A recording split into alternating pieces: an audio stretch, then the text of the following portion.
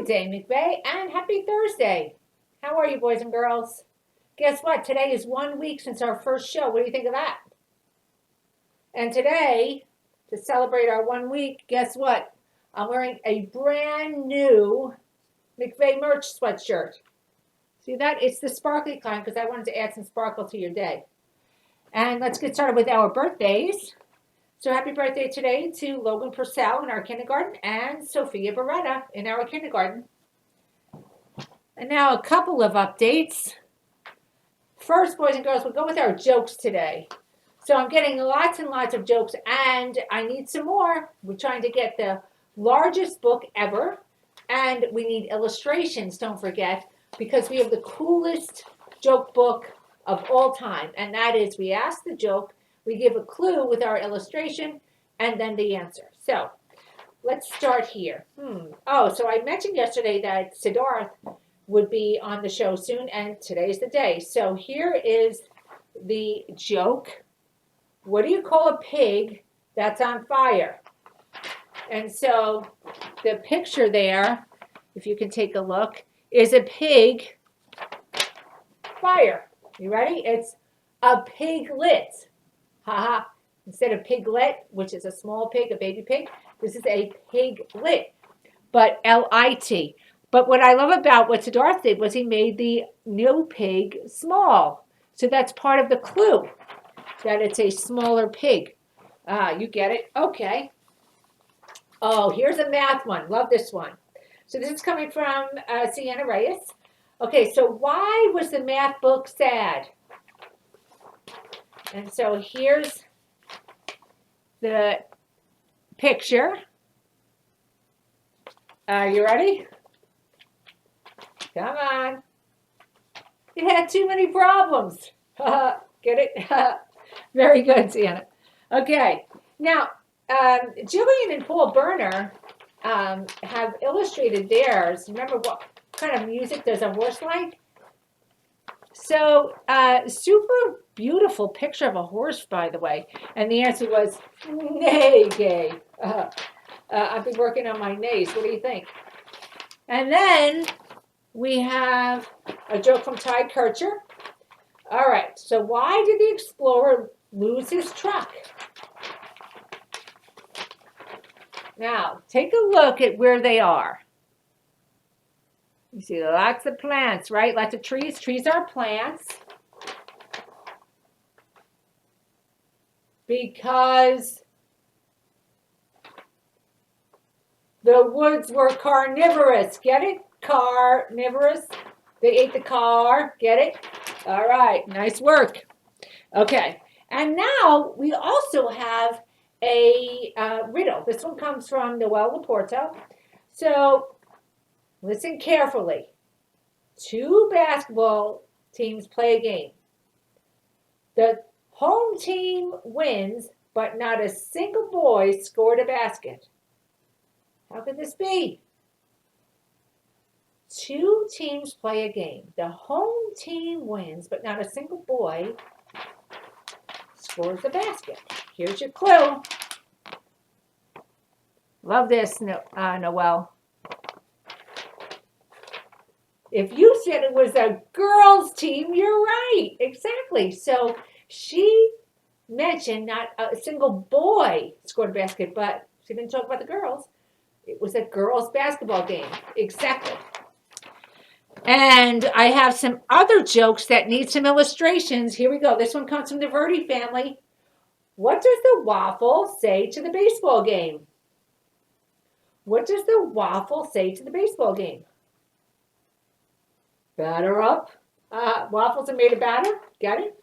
All right. Here's one that's coming from the Whitehurst. So Juliana Whitehurst, maybe her brother too, he used to go to our school, Eric.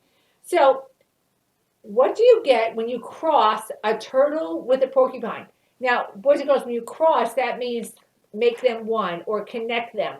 So when you put those two things together, what do you get? A turtle with a porcupine. So you have to be thinking, what do I know about a turtle? What do I know about a porcupine? You get it? A slow poke. Because turtles are slow and porcupines have lots of spines that poke you. Exactly, a slow poke. So what would that look like? All right, so we have those two to illustrate. We have to keep the illustrations and jokes coming, boys and girls. Keep them coming. I'm still waiting for other illustrations, and I'll have some updates on illustrations tomorrow. And then yesterday, I had the new McVeigh Hello, because I think it's a little bit kooky for us to be sneezing or coughing into our elbows and then elbow bumping. I don't really understand that too much. So, how do you like this one? This comes from the Pereira brothers. So, you know how we high five? It's called a high five because there's 5 fingers and they're going in the air. Well, what about a low five? What would be the low five? A little toe bump. Look at that. Good idea. And then we had some boys and girls who just went with the practical wave. Exactly. That makes sense. How about a wave? That works. But the low five is a cute idea too. I like that as well. Now, in terms of our mystery place, so we had many, many more youngsters come up with the correct answer. The answer, yes, was Poland. 100% Poland. So we had the Laportos say Poland, the Pereiras, Calfons, and let's see. If I left you out, I'm sorry. I think the Whitehursts got that. So many, many of our boys and girls came up with Poland. So yes, it was Poland. But today we're going to start a new one. All right. So, boys and girls, the new clue, listen carefully.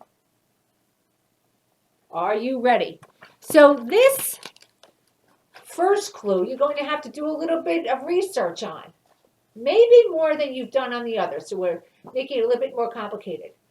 This place is known as the Pearl, or used to be known as the Pearl of the Antilles. The Pearl of the Antilles. Let's see who can start to research that and find out the mystery place that I'm talking about. All right, and now for our invention convention update. So, first up today, we have Emily Cardali. Now, check this out. I definitely need one of these for my office. So what Emily did was she took a rubber band and a paper clip and a pencil, which is super cool. Look what she did. So she put the pencil wrapped up in the rubber band on the edge of the table and used the paper clip to secure it to the top. And what she really made was something to hang other things on. It's like an organizer. So she hung the tape on one side, on the other side, she hung some Post-it notes. It's kind of like a little toolkit for doing her work. And here's a picture of Emily with her invention. We have several more inventions. One of them has to do with cooking. Stay tuned to tomorrow on that one because I love that one, but I'm going to hold off for tomorrow on that. But we also had Mariella Semple. Mariella sent me a video, which I am having trouble downloading, but if I'm able to download it to my iPad, I'll be able to show it to you. Otherwise, maybe when we get back. But Mariella actually put together a dragon and used coding to make the dragon move. So that's how she's getting smart.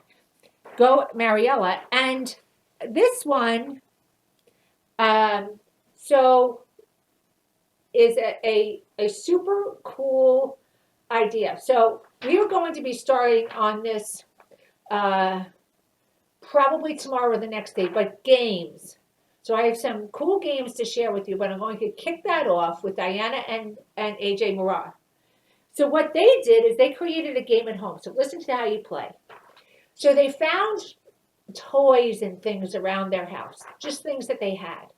And they put them in a box with a hole in the top big enough for their hand to fit in. So you have to imagine that you can stick your hand inside the box. And they put those little items inside. So you can make this more difficult if you'd like. I have something similar with letters. So they're just foam letters. And then they made cards. So the cards would be drawings of the items they put in the box.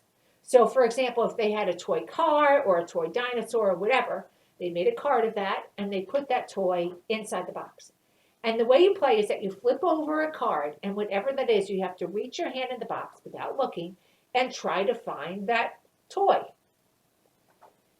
So you're using a lot of your brain to figure out exactly what your hands are feeling.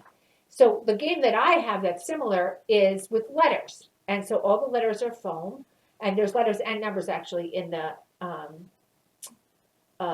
bin, and I'll bring that in to show you tomorrow. And I reach my hand and I pull one out. So if the card is a letter A, I'm looking in for the letter A. So that is also super cool. And so when you're at home, boys and girls, the goal is to be thinking. Now tomorrow, I'm going to be talking about the science fair. We have an invention convention going on, and I hope to make it onto Shark Tank with some of these inventions for sure. And maybe we can make our inventions a little bit more sturdy so it wouldn't just be paper clip and rubber band. But the kinds of things that we're inventing by ourselves are things that people have invented and sold. It's true. And it doesn't take a lot. It just takes you looking around and seeing things. How could I fix this problem? And what do I have to fix it with? And then just doing it. Bam. So, for example, I spilled something before and it landed here. So here's how I fixed the problem. I covered it with that super cool button. What do you think? Okay. So now it's time for our mighty kind moment of the day. Dun, dun, dun. Here's the drum roll. Dun, dun, dun. So I'm going back to my index cards because this is something you can do at home. Make mighty kind messages. And this one, again, I don't know who wrote this, but it says, don't ever forget how special you are. And this is really super important today, and I'm going to tell you why. So we've been talking about making others feel good, being kind.